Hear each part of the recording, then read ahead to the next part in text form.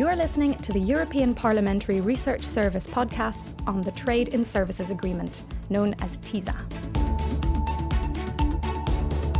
The European Commission, acting on behalf of the 28 member states, together with 22 other WTO members, are sitting around a table trying to crunch a deal to liberalise trade and services. But what are the details? What do EU citizens stand to win? And what does the European Parliament have to say with its enhanced powers to approve or reject the deal? We'll tell you straight away with a teaser on TiSA. In a global economy, being able to provide services across countries is increasingly important.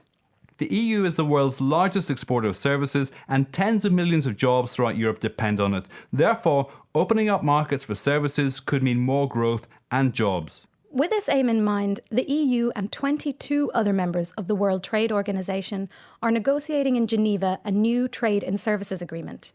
Together, these 50 countries account for 70% of world trade and services.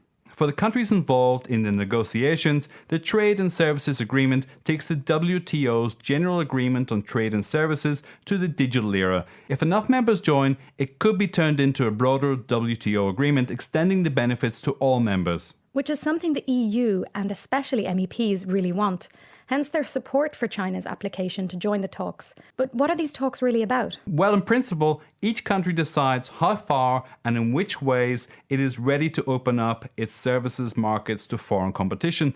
So what does the EU want? After 15 rounds of talks, the EU has made it clear it is ready to invite foreign competition in computer, telecommunications, information technology and general business services. But it hasn't made any commitments in the audiovisual sector and excludes services supplied in the exercise of government authority from the scope of the agreement. The EU also makes no market access offers for public utilities and excludes water distribution, publicly funded education, health and social services from its commitments. So what does the European Parliament have to say?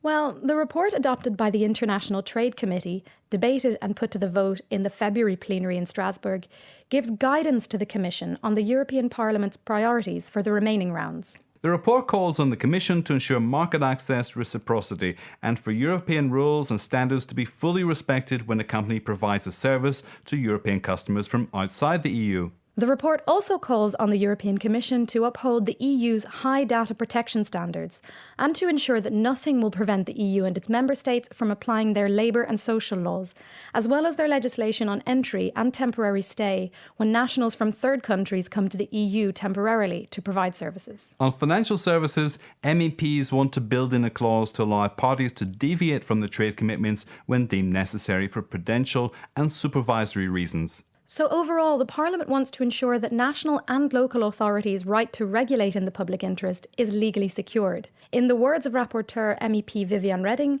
the European Parliament wants better international regulation, not lower domestic regulation.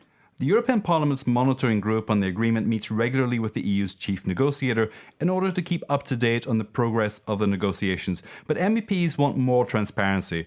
For example, by granting all MEPs access to all negotiating documents and keeping the general public better informed. This is what the European Parliament wants, but what power does it have? Well, as for all trade agreements since the entry into force of the Lisbon Treaty, the Trade and Services Agreement will ultimately need to be approved by the Council and the European Parliament. So basically, no thumbs up from the MEPs, no deal. So it would be wise to keep MEPs on board during the remaining talks.